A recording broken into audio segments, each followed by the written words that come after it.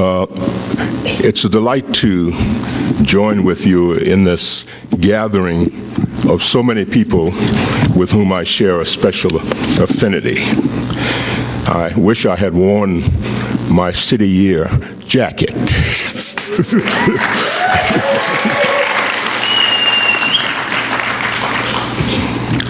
Let me begin by congratulating the ILA for bringing us together at this unique global moment when the need for effective leaders has never been more critical to our well-being as a people. I want also to congratulate each of you for your contributions to both developing a new leadership culture and highlighting the need for a new leadership paradigm that can help bridge the gap in a world that is integrating and fragmenting at the very same time.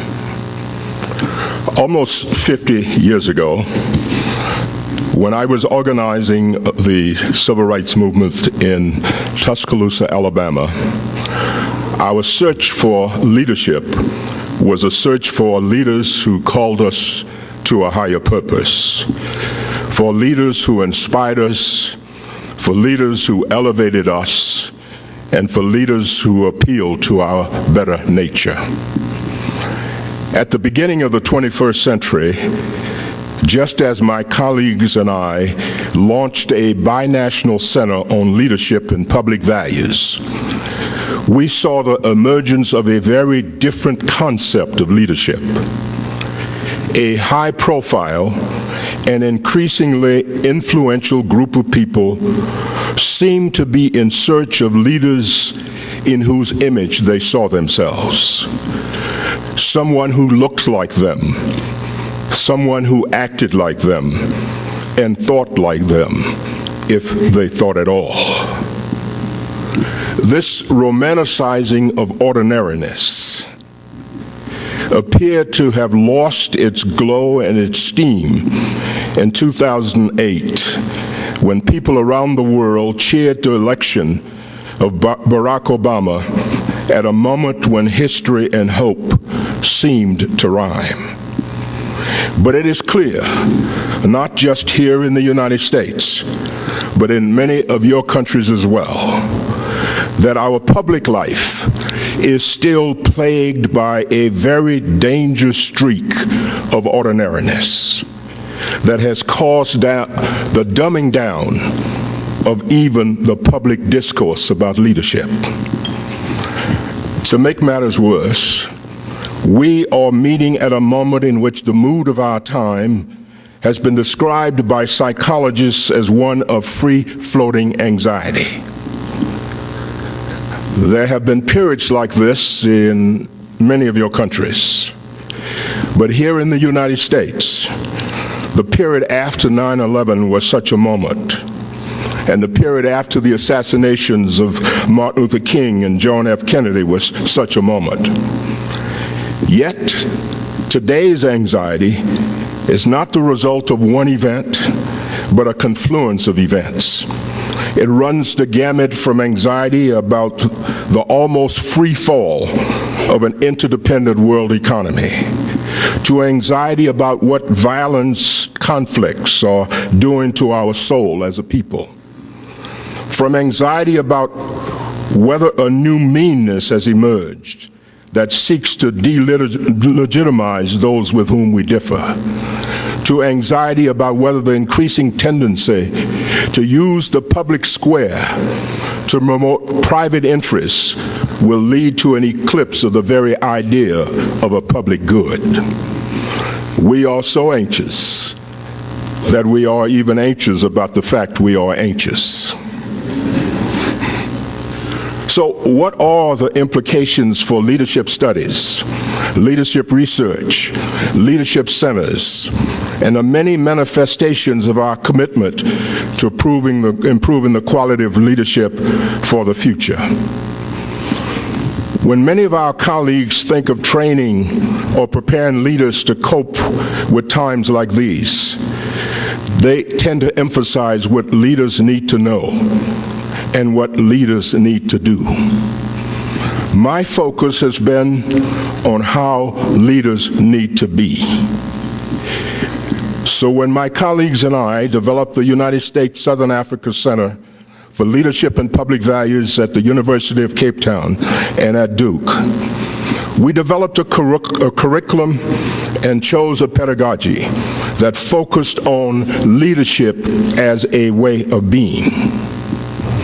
We were not the first to think of leadership in this way, but we were early in the development of a program that put flesh and bones on the concept, one that sought to bridge culture, context, and complexities, one that allowed us to use Nelson Mandela as a prototype and to develop a program that sought to cultivate the values that made him one of the most respected and revered leaders of the modern era.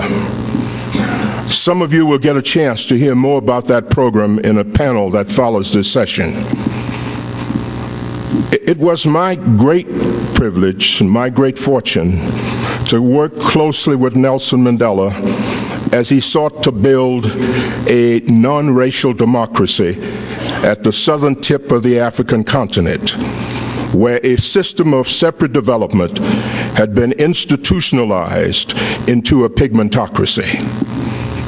Rights and privileges were apportioned in accordance with color and culture.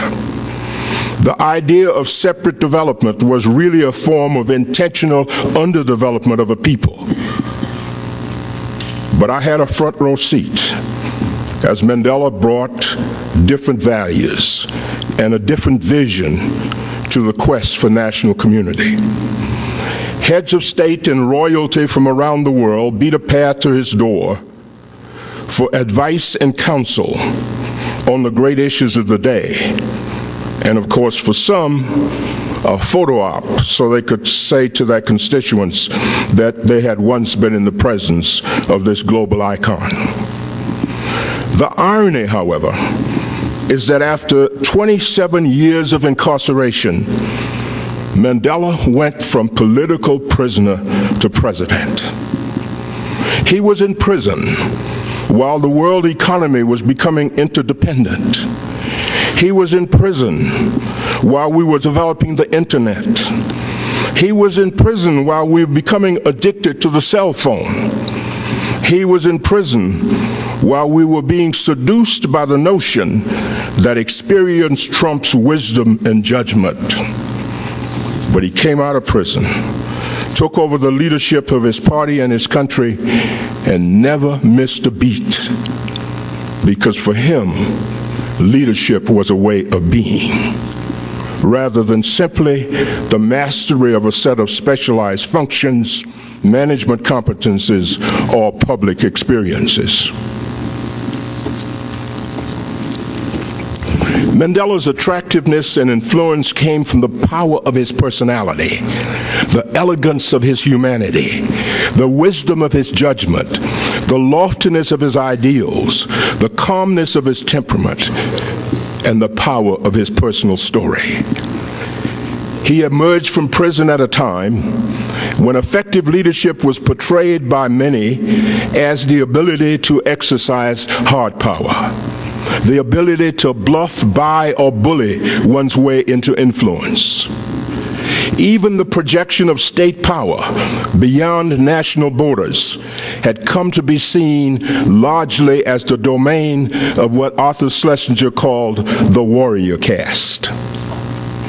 Yet, long before Joseph Nye wrote his first book on soft power, Mandela was warning that if we did not solve problems among nations through the use of our brains, we would certainly have to solve them through the use of our blood. One of the primary qualities that enabled him to be more effective than others was his capacity to seduce when coercion was neither desirable nor possible. Much of the respect for him came from his ability to listen, to learn from others, and to show respect for their traditions, while maintaining equal respect for his own.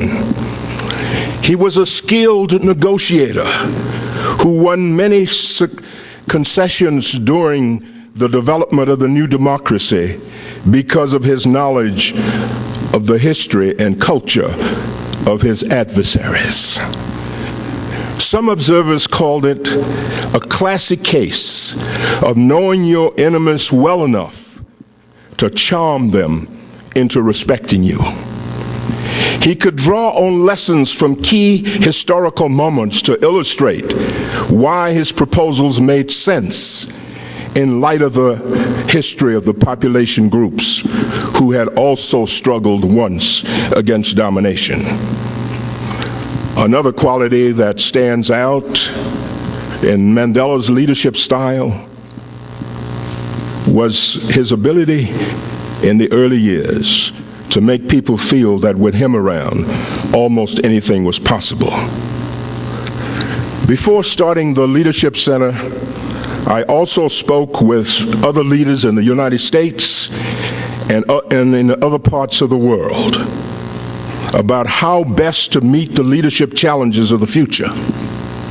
Some spoke of a need for a new civil servant who understands that bureaucracies can be both efficient and humane.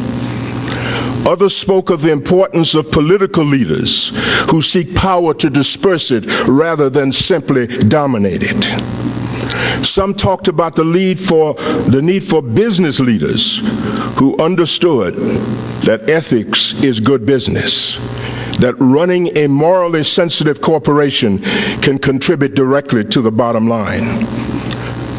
Others talked about the need for leaders in the civil service and in civil society who understand that they are custodians of values as well as resources.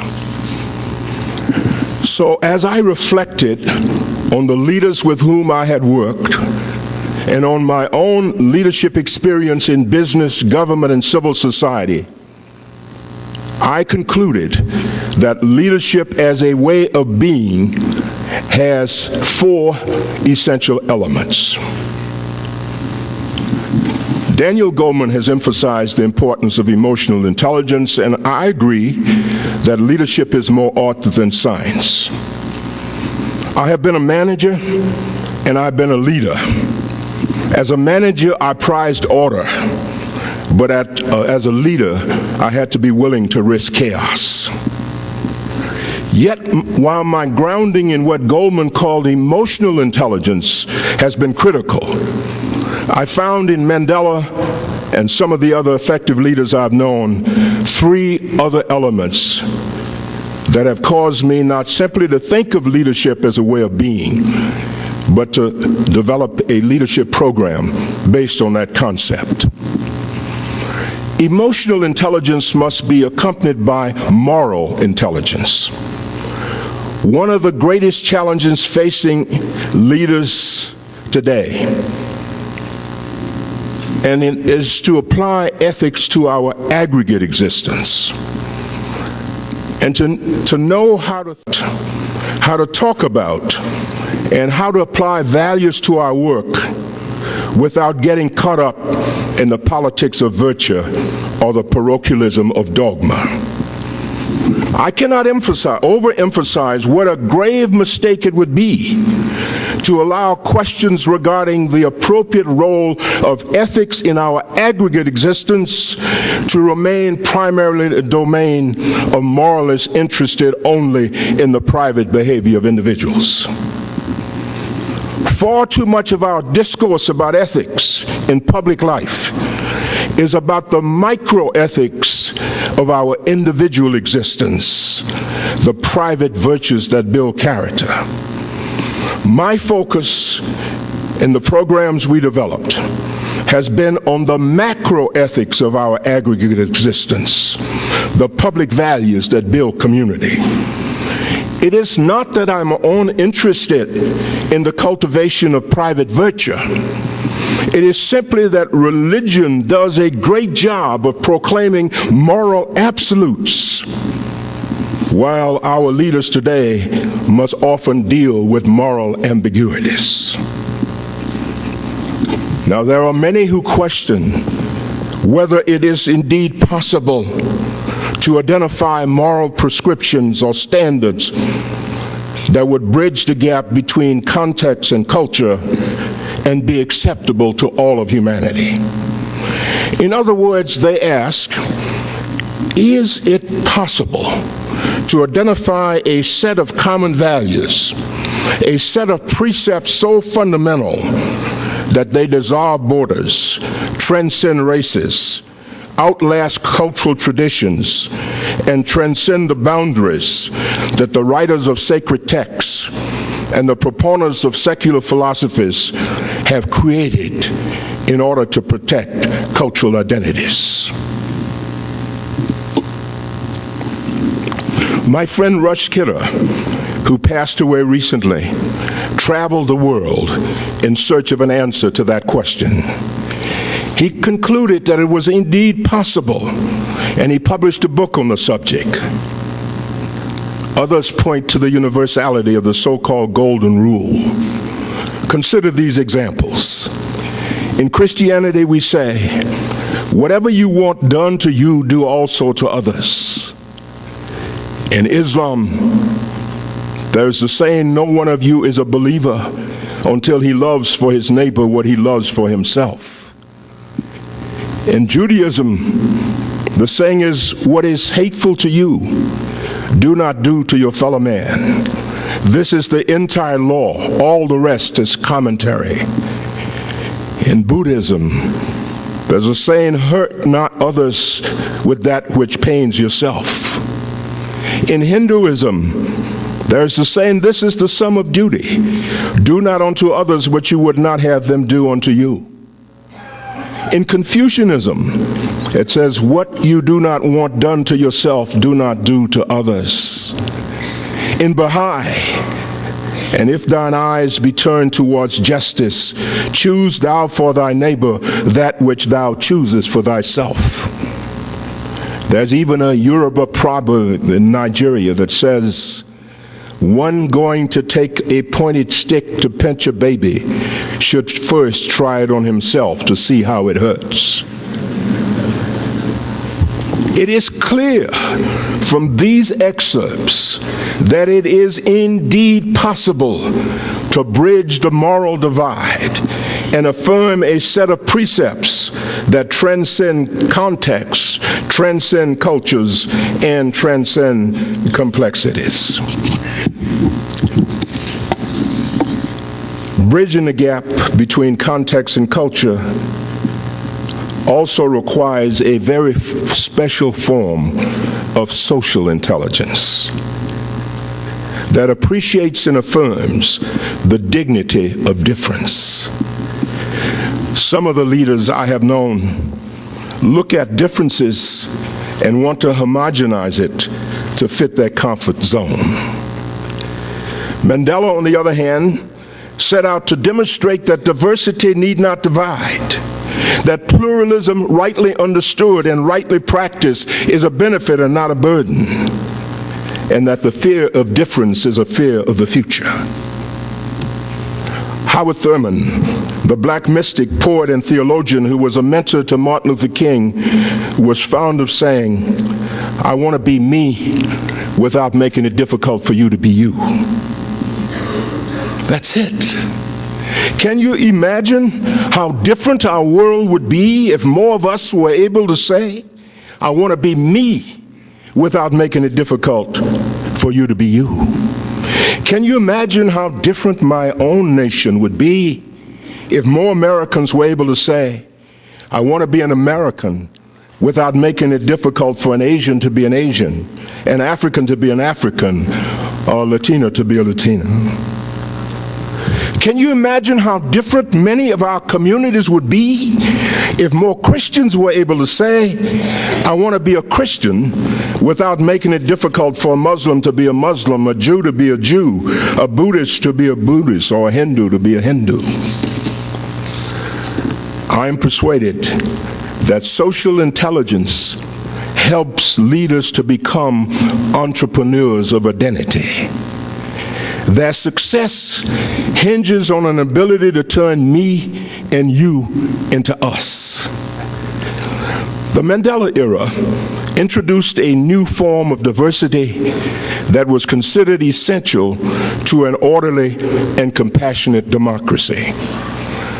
But the principles of pluralism must go beyond democracy and diversity to include demographics and diversity. Public conversations about diversity at many conferences always seem to begin with the grand and almost obligatory assertion that diversity is more than race. And in so doing, the discussion is often about everything else but the richness of racial diversity. So let me be clear, race still matters.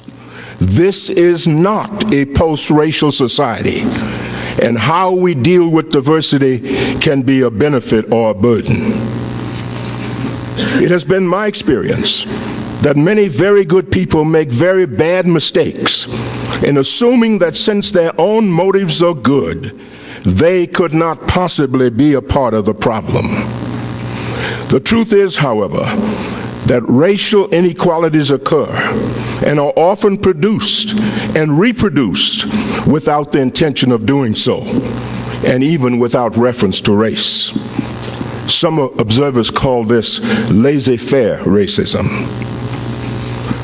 Cultivating social intelligence must also emphasize the role of context and culture in shaping leadership styles, strategies, and even paradigms. I learned very early that my experience in social movements, for example, required a very different form of leadership from the authoritarian style that worked so well in the military when I was a 21-year-old college graduate fresh out of the Army Reserve Officers Training Corps. My first leadership assignment was called a command, and I was called a commanding officer. It was a paradigm of leadership that emphasized the coercive power of the leader who received orders from someone higher in the ranks and passed them on to subordinates. The order was followed because of the threat of court-martial or some other form of punishment. Yet, I learned over time that it was preferable for the soldiers in my unit to follow me because they wanted to, rather than simply because they had to. My second experience of authoritarian leadership some years later was as an officer in a large transnational business corporation. The people in my division did not elect me as their leader. I was recruited and appointed by the chairman, but by virtue of my position, I had the power to reward performance. I learned during my years as a business executive that an organization is what it rewards.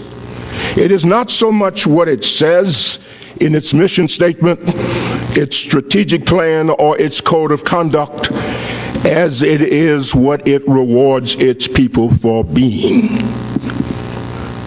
If the company or the university or any one of many of our corporate institutions are serious in that what they say is their primary commitment, then this must be expressed through the performance review process and must be in some way tied to the compensation system. In the 60s, I helped organize and lead the civil rights movement in Tuscaloosa, Alabama. I found the collegial model more appropriate and indeed more effective than the military manufacturing model that has been so romanticized in our history. The collegial model, based not so much on power as persuasion, is now being rediscovered and reaffirmed by the new young leaders who are on the forefront of an intergenerational transfer of leadership. The collegial leader needs consensus in order to act, But I have found that the most effective leader is the one who is able to shape consensus rather than simply wait for consensus to emerge. I have found that whether I work through formal bureaucracies, informal networks of self-managed teams that form, operate, dissolve, and reform, my influence comes from the fact that my primary objective is always to develop, energize, or liberate the leadership potential in others. It is very much like the sculptor who defines his work as simply chipping away the excess stone to allow the statue within to come out. Now, there is no better example of the role of context in shaping leadership styles and strategies than the response to a disaster. I found in my own work as chair of the Louisiana Disaster Recovery Foundation that there are at least 4 elements or stages involved: relief, recovery, reform, and renewal. And each stage requires different leaders or different capabilities in dealing with the widely different circumstances involved. Consider them briefly. The first stage is relief, the time when the disaster is most dramatic, the public attention most pervasive, and the public response most immediate. Survival is at stake, and there is an outpouring of public support to provide relief from suffering and to maintain order. As was demonstrated in New Orleans, an authoritarian leader who can act quickly and often with little consultation is needed to save lives and to deal with other emergencies. But the next stage in the disaster continuum is recovery, taking stock of what has happened, working together to return both private and public life to normalcy, and reinforcing the need for prevention and the mitigation of future disasters. The focus of the first stage is almost exclusively on people, on lives to be saved. The second stage leads to a concern with rebuilding vast infrastructures to mitigate the disaster and to allow people to return to some degree of normalcy. The kind of leadership required is collaborative and collegial, especially the ability to persuade public agencies and private non-governmental organizations that recovery requires a different resolve and a use of different resources. The third stage is reform, and it shifts the crisis response paradigm, not just to risk reduction, but to using the crisis as an opportunity to improve the conditions of those who have always been and borne the brunt of disasters, the poor. Support is needed to sustain the public's attention to what needs to be done in the long term, to ensure that the best ideas and the best experts are available to those responsible for recovery, and to ensure that those not normally included in public policy deliberations can have a voice. And then there is another stage, and it is one that is not always obvious. The fourth response to disaster must be that of renewal.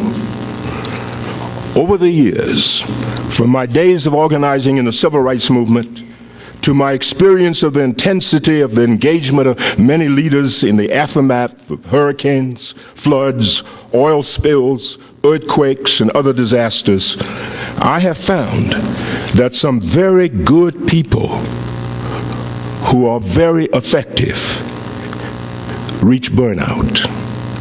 They tend to think of themselves, and they tend to think of personal renewal as selfish, when they really need to stop and to step back in order to serve others better. The inability to step back is best illustrated by the story of a man walking in the woods who comes upon a logger cutting down trees. And as he greets him, he asks, "How are you doing?" The logger replies, "Not so well. I was cutting down 4 more logs this morning, but this afternoon I cannot cut down nearly as many." The passerby looks at him and says, "Why don't you stop and sharpen the saw?" The logger replies, "I can't do that. I have too many trees to cut." No leadership program should be considered effective unless it emphasizes the importance of the need to occasionally step back and sharpen the saw. And so the final element of leadership as a way of being is what I like to describe as spiritual intelligence. And here I refer to something that transcends the divide often caused by organized religion.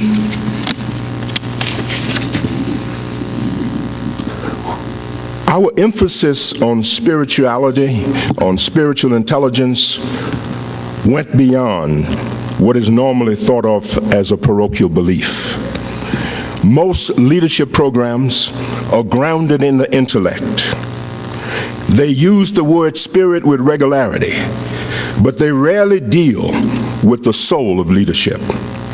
In this program, we look at leadership as a product of what is happening at the core of the true self, and not just where you locate insight and imagination, but in the ability to find meaning in mystery and to see the sacred in all of nature.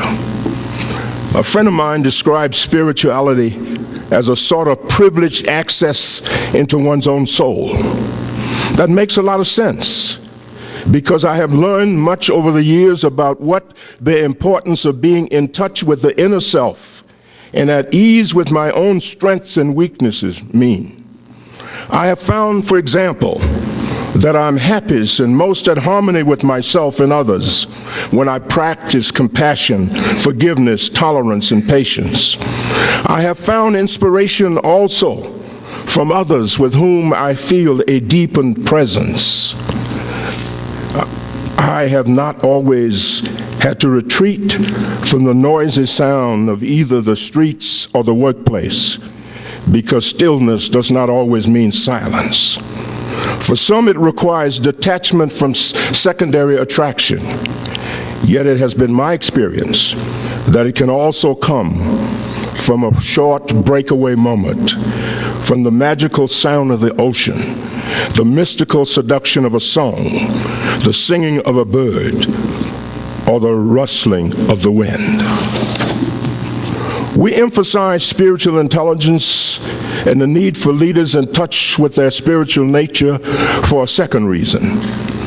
The effective leader must be both an agent of reconciliation and the purveyor of hope.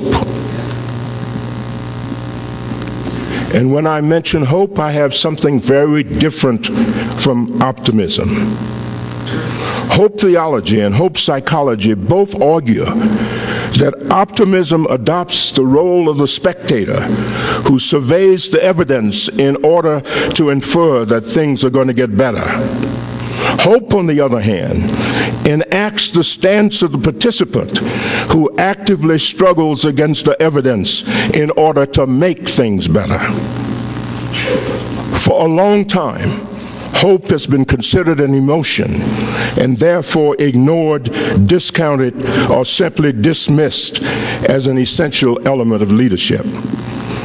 But psychology is now being joined by other disciplines in seeking to develop a cognitive-based theory of hope in leadership. The basic premise of those scholars and researchers is that hope is comprised not only of emotion, but thinking as well.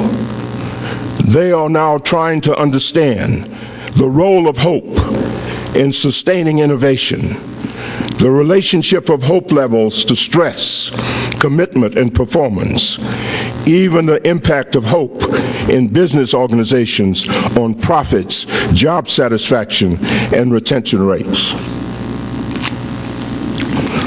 But the kind of hope we seek to cultivate in the leaders with whom we work was best described by Václav Havel, who wrote, "I'm not an optimist because I do not believe that everything ends well.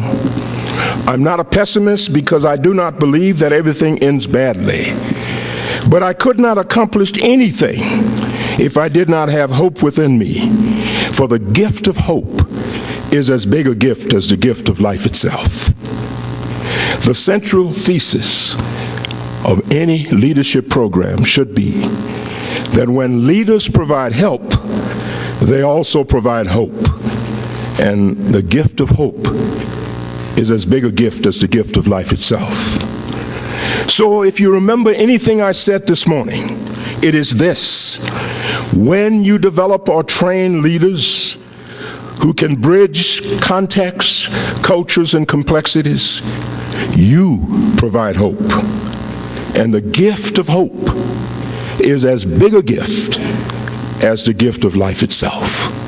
Thank you very much.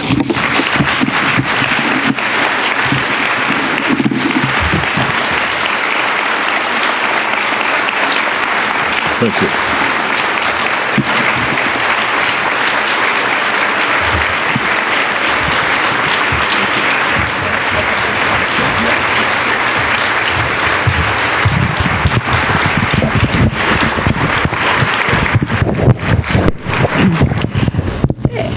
Ambassador Joseph has kindly agreed to take a few questions from the audience, and there's 2 microphones.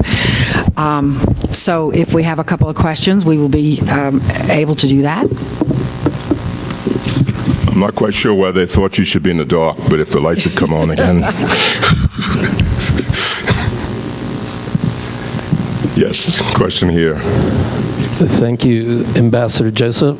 I'm quite curious about how you are able to speak on spiritual intelligence without it becoming a religious dialogue and therefore miring down in parochial insights.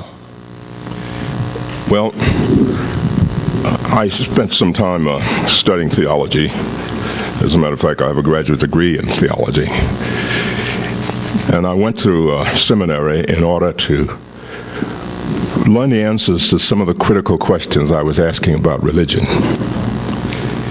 And one of the things I learned is that religion is very much about doctrine and belief. But what I'm talking about is something that cannot be contained by religion. Now, both religion and spiritual intelligence teaches us that we are part of something that is bigger and more mysterious than the self. But when I talk about spiritual intelligence, I'm talking about something that transcends religion. And we are talking today about bridging culture, context, and complexities. And one of those complexities is religion. And so I could talk to you about religion. And when I talk about renewal, it may be that the vehicle for me is religion. But there are many other people out there who found other vehicles.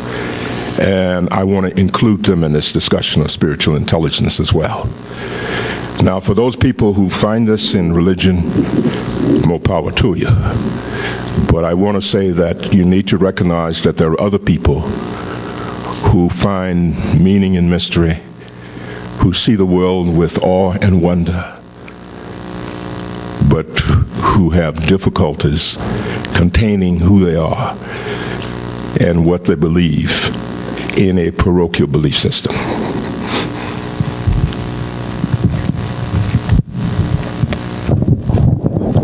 Hello. Max, do you have a... Yes. I have a... It's a related question. We think a lot about sitting here about how to open up sacred spaces embedded in civic work. And it seems like something you've thought a lot about. How can you create a sense of sacred in a civic space that is inclusive of people of all religions and no religion? How do you do that? Well, I started my career as some of you know, as a chaplain at the Claremont Colleges in California.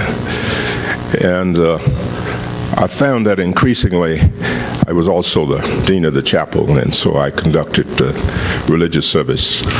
I found increasingly that when the students who were coming, not simply because this was a church that had Christ at the center of its theology and morality, but they were coming because they were engaged in a fundamental quest for meaning. And I say that there are many spaces and places that you can find this kind of meaning.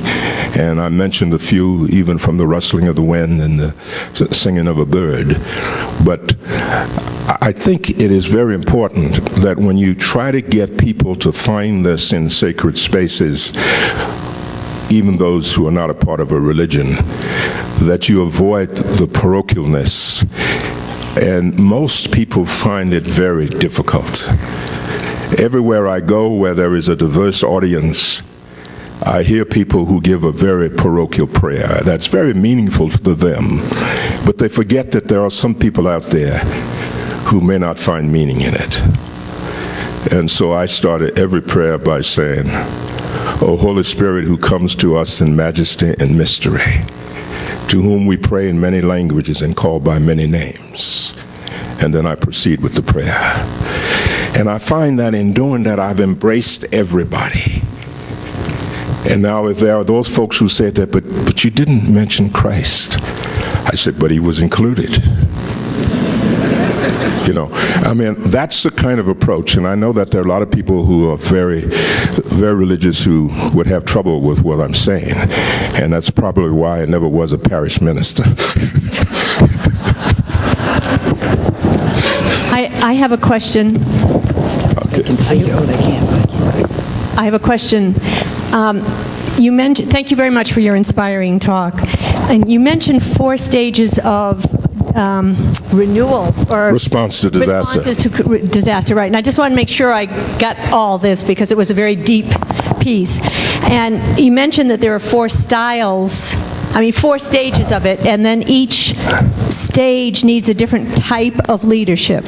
The first being authoritarian, the second being collegial and collegiate or collaborative. And then I missed the other 2, or were you assuming that collaborative and collegial take us through the last?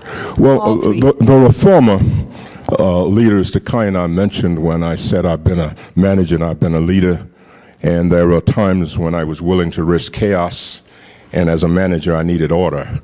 The reform leader must be someone who is a reformer and who recognizes the complexities of trying to be a reformer and who's willing to risk chaos. You can name it. It's certainly not an authoritarian leader. It could be a collegiate leader, but it is someone who's able to get people to work together on the basis of personality, on the basis of passion, and on a number of other bases rather than on the basis of coercion. And then the last one I said was renewal. And I have found that in any setting and under any style of leadership, it is possible to emphasize the importance of renewal, because I even did that when I was a young military officer starting my career. I recognized that it was very important for people to have time for renewal. Desmond Tutu, who sort of epitomizes what I mean by both reconciliation and renewal, every year takes some time off to go and renew himself. I don't suggest that that is necessary for everyone. You develop your own practices, but what is critical is the renewal. And what is critical is having younger leaders who you train, and even younger leaders than that who you develop, have them understand the importance of renewal. Burnout is one of the worst things that can happen to leaders, and it often happens after disaster. I mean, look how many years it's been since Katrina. Some of the young people down there who head nonprofit organizations, have been on the front line almost 24/7 ever since then. As the chair of the board of Louisiana Disaster Recovery Foundation, one of the first things we did was to develop a fund for renewal, to get the advocates out there a time to step back and to renew themselves. Now, our foundations don't understand that very well. So I have to take that message to my foundation colleagues too, that they need to understand that making grants for renewal is as critical as making grants for program and operation. Yes, you'll tell me when I should stop, but I'm ready to keep going. Hi, my name is Kiara Wright. I'm serving with City Year Denver. I'm 24 years old. I'd like to thank you first for having us here. We really appreciate it, especially being young leaders. It really means a lot to me, especially to hear your particular message today. I have a question. You stated stillness doesn't always mean silence, and that spoke to me especially. What would you say to someone who wants to be an agent of change, but may have difficulties rallying others to get on board with this change, especially in the matters of education? Well, in almost any area of change, you have difficulty. Education happens to be one. Well, first of all, you have to convince people that you identify with their struggle. And in my case, in the civil rights movement, I went to Tuscaloosa, Alabama after 4 years in graduate school at Yale. And I went down there and nothing had happened. Montgomery had happened, Birmingham had happened, but Tuscaloosa was the national headquarters of the Ku Klux Klan. And so nothing had happened.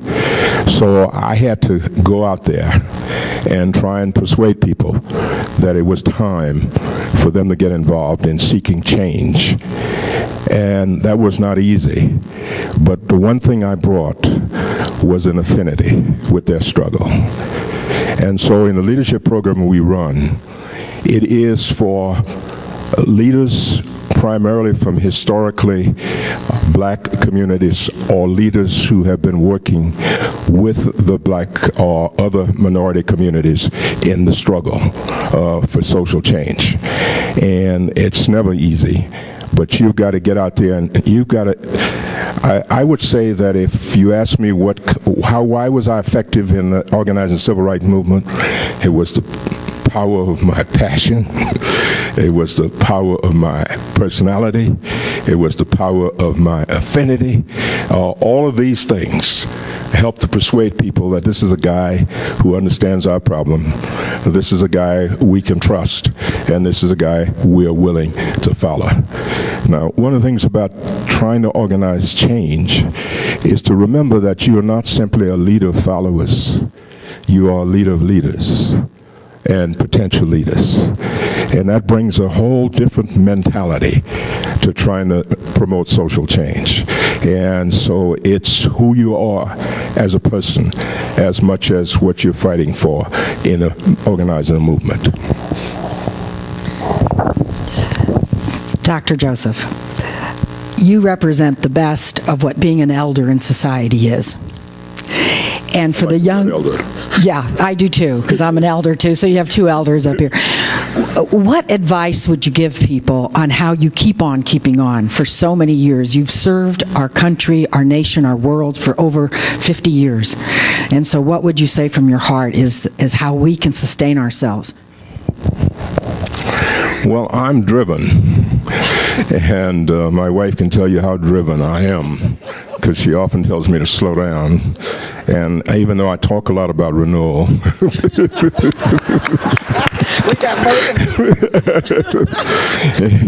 it is something hard to practice.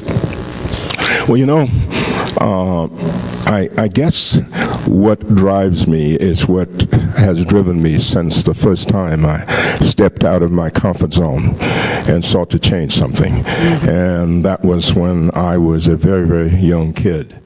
And I'm driven by a desire to improve the quality of life of people. I'm driven by a commitment to establishing justice. I'm driven by a commitment to promoting the general welfare. And I know that these are the only ways to form a more perfect union.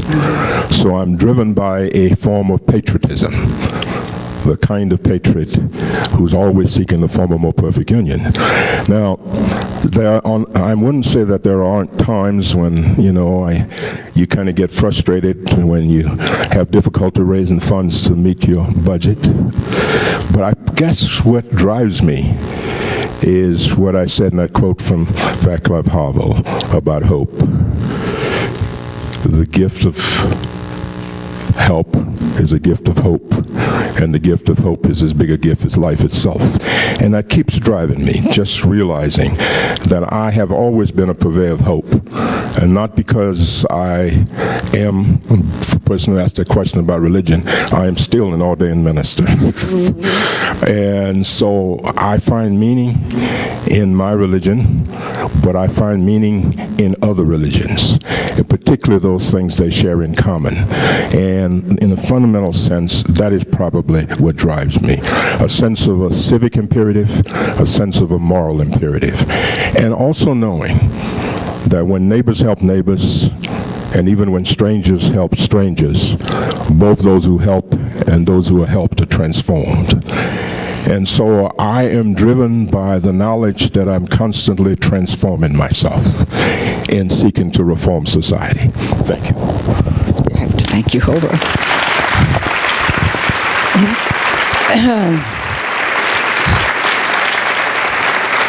I had the privilege of meeting Ambassador Joseph over a decade ago when I went to South Africa, and he was kind enough to spend some time with me.